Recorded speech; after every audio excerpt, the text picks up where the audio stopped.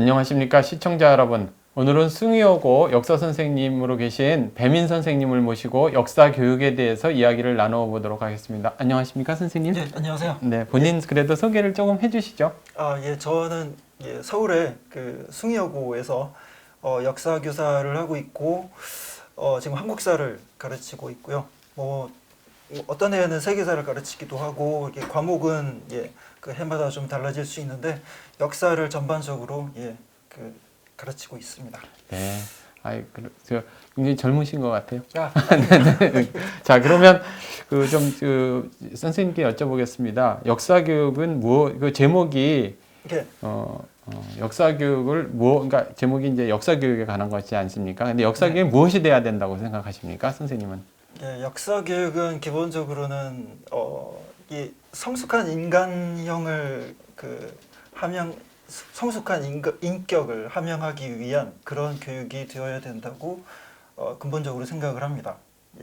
그리고 그 성숙한 인격이라고 한다면 여러 가지 이렇게 묘사를 할 수 있겠지만 제 개인적으로는 지적이고 도덕적인 인간상, moral and intellectual person, 이게 이제 가장 기본이 되어야 되지 않을까, 저는 그렇게 생각합니다. 그렇습니까? 그 조금 구체적으로 말씀을 드리면 역사 속에서 교훈을 얻는다 그런 말씀이신가요? 예. 알겠습니다. 오늘 제목이 무엇을 위한 역사 교육인가 이런데 이런 질문은 역으로 듣기에는 무엇을 하는지 모르겠다, 아니면 잘못되고 있다라는 그런 느낌이 듭니다. 현재 역사 교육을 이제 어떻게 보십니까? 그러니까 무엇을 위한 역사 교육인가라고 제가 제목을 뽑았는데 사실은 이제 그게 역사적으로는 그렇게 들릴 수도 있을 것 같습니다. 그러니까 지금 한국의 역사 교육은 그럼 무엇을 위한 역사 교육을 하고 있는가? 제가 볼 때는 이게 제가 지금 말씀드린 어떤 성숙한 어떤 지적이고 도덕적인 개인을 양성하는 것이 아니라 굉장히 집단화된 어떤 목적, 뭔가 이렇게 나보다는 우리를 앞세우고 이게 나쁘고 좋고의 어떤 그런 차원을 떠나서 이게 이제 지향하는 바의 문제점은 도덕적인 우리, 지적인 우리라고 하는 집단적 관념의 지적이고 도덕적인 어떤 집단이라고 하는 건 존재하기 힘들거든요. 그러니까 가령 제가 이제 이번에 이슈가 되고 있는 이제 한국사 수능 문제 20번을 이제 화면으로 보여주면서 좀 설명을 드리겠습니다. 이게 보면 여기 보면 이제 이게 남북 기본 합의서 1991년에 이제 노태우 정권 시절에 발표된 그런 연설문이고, 이걸 가지고 이제 문제를 내고 있는데, 답지를 보면 인터넷에도 많이 이제 얘기를 하고 있습니다. 너무 쉬운 거 아니냐, 이거 고3 학생들을 이렇게 정말 이렇게 무시하는 거다. 답지의 1번은 당백전을 발행한다, 2번은 도병마사를 설치한다, 3번은 노비한, 이런 식으로 나오는데, 이거는 사실 이렇게 보면 우리가 그런 말을 하죠. 이제 브루너의 이제 나선형 교육 과정 이런 게 있습니다. 이제 교육학에서는 그렇죠. 학생들의 인지 능력이 발달하면서 그에 맞춰 가지고 학습의 수준이 더 심화되고 더 이렇게 더 입체적으로 발전해 나가야 되는데, 이 문제를 보면 거의 초등학생 수준의 문제라고 볼 수 있고, 답지의 구성을 봐도 사실은 굉장히 이런 문제를 교사와 교수들, 이게 출제자들이 며칠을 걸쳐서 합숙을 해서 내야 될 만한 문제인가? 답지 선정은 기본적으로도 좀 출제 원칙이라고 하는 게 있는데, 이 문제 같은 경우에는 답지들도 전혀 시대적으로 맞지 않거나, 아니면 이 문제에서 이렇게 묻고자 하는 외교사의 부분이라면 시대적으로도 외교사에 관한 어떤 답지를 구성하든지 해야 되는데, 전혀 이제 그런 원칙 자체에 벗어나 있는, 그리고 어떤 학생들의 어떤 6년 넘게 초등학교, 중학교, 고등학교 계속해서 역사 공부를 해가지고 평가를 받는 고3 학생들한테 물을 만한 어떤 수준의 문제는 전혀 아니라는 겁니다. 그렇군요. 저도 봤는데 참 질문의 수준이나 이런 것들이 상당히 염려스럽고 질이 좀 좋지 낮았습니다. 이야기를 조금 다시 돌아가서 이제 자유주의는 좀 개인을 바탕으로 두고 있고, 뭐 사회주의나 공산주의는 집단을 바탕을 두고 있지 않습니까? 그런데 네. 우리나라는 이제 자유민주주의가 헌법의 기본 정신이고 네. 그런데 그 현장에서 보시기에 아까 말씀하셨듯이 그 집단주의라든지 뭐 이런 부분이 많이 강조가 되나 보죠, 요즘은요? 집단주의라고 하는 이데올로기가 따로 존재하는 게 아니라 조선시대에는 유교적인 성리학이 이제 집단주의적인 이데올로기 기능을 했었고 그 안에서 이제 조선 백성들은 양반이고 농민이고 노비고 다 그 안에 순응하는 그 하는 프레임 안에서 그 순응하는 존재로 살아갔던 거죠. 지금은 이제 그런 집단주의 이데올로기 대표적인 게 이제 사회주의죠. 지금 그렇죠. 교수님께서 말씀하신 그리고 그런 친사회주의적인 좌파 시각으로 역사를 바라보는 이게 이제 지금 현행 고등학교 교과서의 주된 어떤 논조고요. 그래서 지금 이제 인터넷에 그 아까 보여드린 한국사 수능 문제와 관련해 가지고 뭐 이게 이제 현 정부의 어떤 대북 통일 관념을 홍보하는 뭐 그런 성격의 문제다 이렇게 얘기하기도 하는데 이 문제가 이 수능 문항의 문제가 아니라 사실은 현행 교과서를 바탕으로 문제를 낸다면 누구나 이런 문제를 낼 수밖에 없는 그런 교육 과정의 문제이자 교과서의 문제입니다. 그러니까 자연스럽게 그러면 이제 그 국내 그 교과서 한국사 역사 교육이 이제 좀 잘못되고 있는 것으로 말씀을 하시는데 어떤 문제를 좀 구체적으로 좀 사례별로 아니면 좀 말씀을 해주십시오. 이어서. 네. 뭐 되게 많고 다양하기 때문에 그 부분을 이번에 뭐 이렇게 다 말씀드릴 수는 없고요. 가장 제가 생각하는 중요한 거. 가장 중요한 거만 말씀드리면 제가 화면에 목차를 지금 2015년 개정교육과정 한국사 목차랑 그 다음에 2009년 교육과정 한국사 목차를 좀 비교해서 간략하게 좀 그 특징을 말씀드릴게요. 지금 이제 화면에 나오고 있는 이 2015년 개정과정 교육과정 목차는 기존의 어떤 그러니까 초등학교 때는 인물 위주, 중학교 때는 단순한 통사 시대의 흐름에 따라서 그리고 고등학교 때는 그걸 좀 더 정치, 경제, 사회, 문화로 분류사적으로 접근해 왔던 2009년의 어떤 그 편제를 바꿔가지고 중학교 때까지는 그냥 전근대사 위주, 고등학교 와서는 근현대사 위주로 접근하겠다라는 그런 이제 구도에 입각을 하고 있습니다. 그렇군요. 차례 보면 이제 그 2015년 개정교육과정 한국사 목차를 보면 여기 4개의 대단원이 나오는데 첫 번째 대단원이 전근대 한국사 이해고요. 두 번째가 이제 근대 여기 구한말 역사죠. 세 번째가 일제시대 역사고 네 번째 대단원이 이제 현대사 부분인데 근현대사가 4분의 3이죠.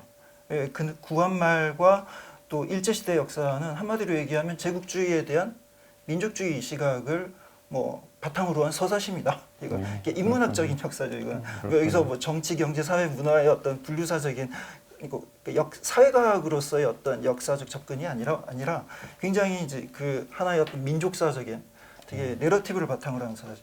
이 현대사 같은 경우에는 또 그런 그 독재 반민주주의에 저항하는 민주주의의 어떤 또 서사시 하나의 어떤 이런 인문학적인 내러티브를 굉장히 강조하는 거죠. 그러니까 이게 그 지금 화면에 보여드리는 2009년까지 한국사 그 교육과정의 목차와 선명하게 대비가 되죠. 뭐 2009년까지 한국사 교육과정이 뭐 옳았다라고 하는 거는 아닌데 기존의 어떤 이 2009년까지의 교육과정은 그나마 아까 말씀드렸던 브루너의 어떤 나선형 교육과정에 입각해가지고 좀 더 심화되고 좀 더 고차원화되는 그런 어떤 특징이 있었는데 그걸 완전히 저버리고 그냥 어떤 되게 집단주의적 목적이라고 할 수밖에 없는 제가 볼 때는 그러니까 어떤 이념을 담기 위한 인문학적인 요소를 굉장히 강조하는. 그러니까 뭐 이전에도 여러 편 이제 그 와이타임스를 통해서 여기 역사 전공하시는 교수님도 달았는데 자유민주주의에서 자유를 삭제하거나 공산주의를 미화하고 한국전에 대해서 왜곡 교육을 가르치고 이승만 정권을 비하하고 뭐 이런 여러 가지 문제들을 많이 지적을 해왔습니다. 이제 선생님이 그런 거를 크게 이제 설명을 해 주시는 것 같고요. 이렇게 된 근본적인 원인, 문재인 정권 안에서 이렇게 된 근본 원인은 무엇이라고 생각을 하십니까? 선생님이 보시기에. 그 얘기를 좀 하려면 교육과정 전체 교육부에서 그 얘기하는 교육과정 총론과 강론에 대한 간단한 소개를 좀 하고 거기에 대비해서 설명을 좀 드리도록 하겠습니다. 여기 화면에 지금 이제 초중등학교 교육과정 총론 이렇게 나오는데 2015년 개정 교육과정에서는 어쩌고 저쩌고 이렇게 나오는데 이제 가장 핵심은 민주 시민의 자질을 함양한다 이런 거거든요. 그리고 그 이제 지금 다음 화면에 사회과 교육 과정, 이제 역사과에 가장 근접한 이 뭐 포함된다고 할 수 있겠고요. 이런 사회과 교육 과정의 또 그 목표도 역시 마찬가지입니다. 민주사회 구성원에게 요구되는 민주 시민의 자질을 갖추게 하고, 그래서 사회과에서 육성하고자 하는 민주 시민은 개인의 발전은 물론 사회, 국가, 인류의 발전에 기여할 수 있는 자질을 갖춘 사람이다. 그러니까 민주 시민이라고 하는 걸 끝없이 강조를 하고 있죠. 그러니까 그런데 민주주의, 민주 시민이라고 하는 거가 이 개념이 가지고 있는 그 모호성을 우리가 좀 중요하게 사고를 해봐야 될 필요가 있습니다. 그러니까 민주주의를 어떻게 정의하느냐? 정치인들 20세기 정치사에서 민주주의라고 하는 것은 그야말로 코에 걸면 코걸이고 귀에 걸면 귀걸이식으로 각국에서 사회적으로 다양하게 정의되어 왔던 게 민주주의입니다. 사실 자유주의도 마찬가지예요. 자유주의도 사실 뭐 존 로크가 정의했던 그런 클래시컬한 리버럴리즘에서 사실 19세기를 접어오면서 그런 이제 좌파적인 어떤 리버럴리즘으로 많이 선회를 하죠. 지금의 어떤 자유주의가 17, 18세기 자유주의와 같지는 않습니다. 이렇게 그러니까 이 이데올로기라고 하는 것은 시대와 사회에 따라서 굉장히 변화되고 굉장히 다양한 모습을 갖출 수밖에 없는데, 이런 다양한 어떤 개념, 다양하고 또 모호한 그런 개념을 한 국가가 딱 단정을 하고 이게 민주주의다. 너희는 민주주의를 받아들이는 민주시민이 되어야 되고, 뭔가 이렇게 딱 그 안에 독선적인 어떤 그 성격이 드러나 있는, 이게 내포되어 있는 거죠. 그래서 선생님 좀 그러면 이제 그 시청자분이나 국민 여러분들이 이해하시기 쉽게 좀 구체적으로 현장에서 교실에서 이루어지는 그 사례를 좀 소개를 시켜 주십시오. 그 역사 교육에 있어서. 네. 올해는 이제 뭐 코로나 때문에 또 이게 뭐 좀 장단점이 있겠는데 어떻게 보면 그 진도를 나가는데 이렇게 허비해야 될 에너지를 좀 더 학생들과 소통하고 학생들의 이야기를 더 많이 들을 수 있는 그런 기회를 가지게 된 거는 사실 올해 코로나 이 상황이 준 어떻게 보면 그 큰 기회였다고 생각을 합니다. 저 같은 경우도 이제 그 동영상 수업을 촬영해가지고 따로 올려가지고 학생들한테 보게 하고, 그러니까 제가 일방적으로 떠드는 거는 학생들이 그냥 동영상으로 볼 수 있는 거죠. 그러니까 그렇죠. 학생들과 만나서 이루어지는 어떤 수업의 현장에서는 학생들의 이야기를, 저 같은 경우에는 수행평가 일환으로 학생들한테 주제에 관해서 어떤 학습 내용에 나오는 다양한 주제들 중에 자기가 원하는 주제를 선택해가지고 그 주제에 대해서 주도적으로 조사를 하고 수업 시간에 발표하는 그런 걸 시켰거든요. 그러니까 학생들이 이제 그런 것들을 하면서 나름대로 자기가 호기심 가는 그런 주제에 대해서 이제 발표를 하는 거죠.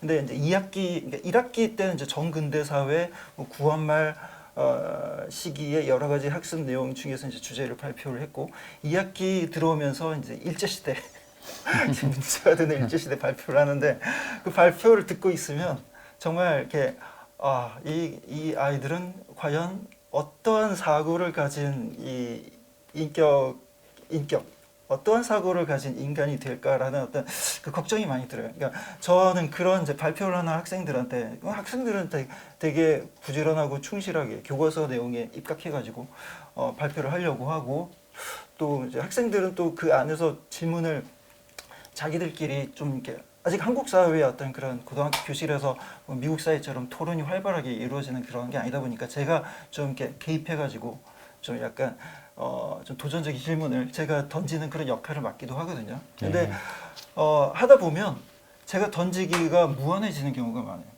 학생들 입장에서는 교과서 이렇게 나와 있는데 저 충실하게 그좀 이제 간접적으로 말씀드릴 수밖에 없는 선생님 입장이 있는 것 같습니다. 제가 좀 옆에서 좀 도와드리면 그 특정 이념 또 특정 그 이데올로기 그런 것을 반영하는 교과서 그 왜곡이 굉장히 심합니다. 그래서 이제 일반 분들이 거기에 맞서서 균형된 그런 거를 이제 선생님들이 가르치기가 굉장히 어렵다, 그런 말씀을 하고 계신 것 같습니다. 그러면 끝으로 좀 정리를 하면서 그 현재 가지고 있는 역사 교육에서 이런 이데올로기 갈등이라든지 또 지금은 뭐 갈등을 넘어가지고 거의 세뇌 수준으로 가고 있는 것 같은데, 이런 철학적 대립 이런 말도 사실 좀 저 어울리지 않는 것 같습니다. 그 너무 그 세뇌화라든지 편향 이런 쪽으로 가는 이러한 부분을 어떻게 좀 발전적으로 좀 해결할 수 있는 방법은 없는 건가요? 글쎄요. 지금 제가 화면에 이 화면에 보여주고 있는 사진은 이제 그 1930년대 그 독일에서 그 학생 운동이죠. 네. 그 당시 학생 운동. 이제 서적을 불태우고 있는 그런 사진입니다. 여기에 보면 이제 촛불 정신이죠, 사실. 적폐는 불태워져야 된다는 이 비독일적인 그리고 반민족적인 서적들을 베를린 대학 근처의 오페라 광장에서 모아가지고 불태우고 그들은 이제 역사의 진보와 혁명에 대한 전적인 맹종을 하고 있는 거죠. 그러니까 제가 드리고 싶은 말씀은 이 또 다른 화면에 이제 그 2006년에 이영훈 교수님이 이제 역사 그 포럼에서 발표하다가 멱살 잡히고 이런 모습이 예, 나오죠. 그렇죠. 그러니까 저는 집단주의가 나쁘다, 개인주의가 옳다, 그리고 자유주의는 옳고 민주주의는 위험하다 이런 말씀을 드리고 싶지 않습니다. 역사의 진실을 제가 알고 있다고 감히 말씀드릴 수 없고요.